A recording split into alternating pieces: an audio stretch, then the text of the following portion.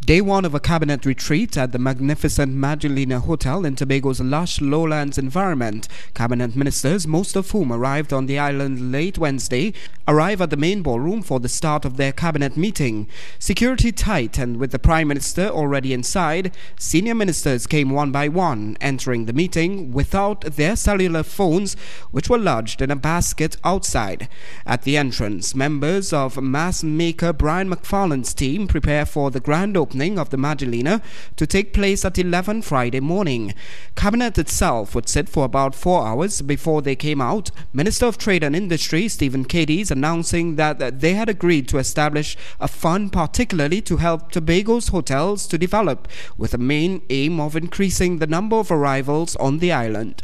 The government again will work with the commercial banks or financial institutions that those particular businesses have facilities with a view of an extension on the facilities, with a view of shoring up the finances of those private companies that are in fact ailing. The minister in the Ministry of Finance and Tobago West, Member of Parliament Dr. Delman Baker, would later announce the fund as high as $250 million. Energy Minister Kevin Ramnarang would also come bearing good news for the people of Tobago, and in particular the eastern village of Roxborough and surrounding areas. Today the Cabinet approved the construction of a new service station in Roxborough, Tobago. The minister says he will tour the Cove Industrial Estate on Friday and a gas receiving facility that would see Tobago producing its own electricity by the end of the year. That facility will receive and treat natural gas coming from BHP Billiton's Angostura area, and that natural gas will be used in the power station at the Cove Industrial Estate, thus making Tobago's electricity totally fueled from natural gas. The cabinet meeting would be the main engagement for the government ministers for the day. Prime Minister Kamla Persad-Bissessar remaining well out of public view for most of the day.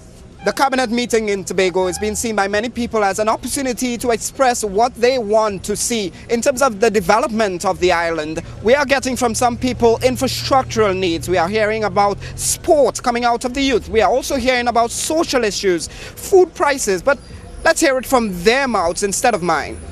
Sporting facilities, especially an indoor facility, multi-faceted indoor facility. Well, to tell you the truth, you see food stuff, the price is real high in Tobago. So if they could reduce that, it will be good. The food stuff, yes, you know, and we could make food stuff more valuable than expensive. In terms of like the infrastructure in Tobago, like we'll see that in Trinidad you see a lot of like new buildings and stuff going up. And like for instance like the library that we have here, the financial complex, the Fairfield complex, the hospital that took like ages, like probably too long, probably like 10 years or so. On Friday, the Cabinet and members of Parliament would meet at 9 for a special focused session before the opening of the Magdalena. There are other satellite activities before Saturday's rally at Scarborough Old Market Square in celebration of the People's Partnership's 2 years in office. For CNC3, I'm Samson Nanton.